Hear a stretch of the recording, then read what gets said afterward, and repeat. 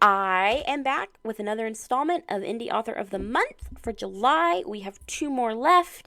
This is Khushi Saha's month, and I am blown away by her writing. Today, we are going over Passion's Liberation. I believe. I just want to make sure. Yes, Passion's Liberation.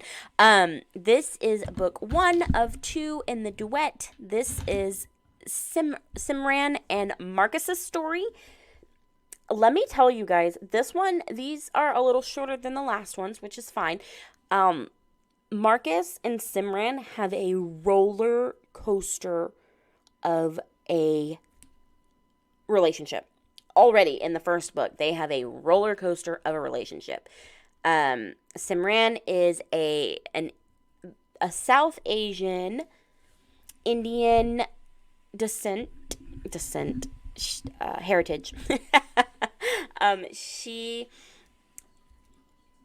lived after her mother died. She lived in New York in the South Asian community. Her dad owns a business, and he traveled back and forth from New York to Mumbai, I believe, running his business and being there for his girls. So she grew up in America. She is an American with her Indian culture, and we love her so much. And then we have Marcus, who's just, as he would say, a mutt. He is blonde haired, blue eyes, just the normal American playboy. He definitely is a playboy. He definitely had some playboy tendencies when he met her.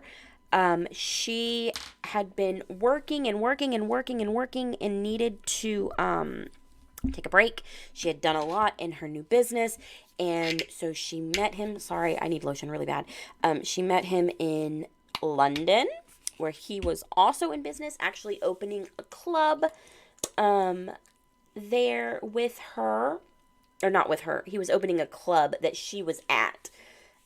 So he just happened to be there, saw her, loved her look, and they spent time. She was like, you know what, I'm gonna make this a summer fling, a vacation fling, because I am going back to New York. He doesn't even live in New York. He lives in Santa Barbara, California, and he's a playboy. He does, all the things, travels all over the place. So this is just going to be my vacation fling.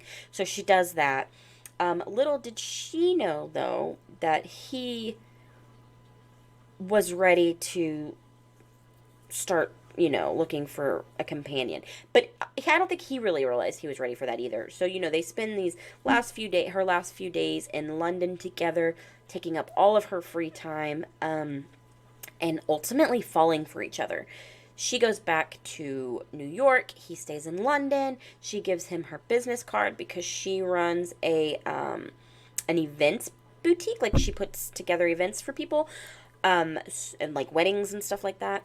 So she runs that in New York, and he opens not casinos. He opens clubs and things like that all over the country. So she gives him her card, just saying, hey, if you're ever in New York, hit me up.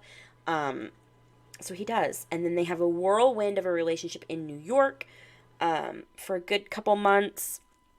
And then he has to go to Vancouver, and that's where shit hits the fan. Shit hits the fan, and he kind of backs out of it because he's like, hey, I don't really want to put you through having to wait for me to be done. I don't know how long I'm going to be in Vancouver because shit hit the fan here with this club that we're trying to open. So it just hits the fan in general. And then a couple of weeks go down the road, she gets some really big news that she's not sure that she wants to share with him, even though it directly involves him. So she's not really sure that she wants to share with him. She decides, she's going to take this new adventure on in her life head on. She's a single, 32 32-year-old successful woman, and she can handle it. So she decides to just go headstrong into this and to, just figure it out on her own. And then another big twist happens and something else happens, and it ends up not going the way that she planned for it to. So there's some really big twists and turns here. There's some things that she could have done different. There's some things that he could have done different. There are, again, we get to see the whole South Asian / Indian culture. We get to see how they do things. We get to kind of see a stronger side of the Indian culture from her dad. Like I said, her mother passed away when they were younger, and we get to see a softer side, or a stronger male presence in the South Asian Indian culture. And you get to kind of see how he is like, hey, this needs to be done like this, and this needs to be done like this, and this is how things are supposed to be. So he's very much stuck in the old Indian ways where, hey, maybe we set up an arranged marriage and you figure it out and make it work because you're in your 30s now. Yes, you have a successful job and everything's going great for you, but you need to be married. And you need to marry this guy because he is a successful Indian man and he can provide for you. So Marcus comes back around and he's trying, to say, hey, I really messed up. I want to start over. I want to try again. But she lays some really heavy and really big news on him. And he's reacting how anybody would react, I imagine. But he's reacting to that. And then she gets the call from her dad and says, you're coming to India. You're going to be with me and you're going to hang out with this gentleman that I have set up for you, and you're going to take your time to get to know him. Even though she already has passed with this gentleman and it didn't go over so well, he's like, well, you need to figure that out. He was a man, he was growing, and she's like, whoa, hold on. So there's some things going on there.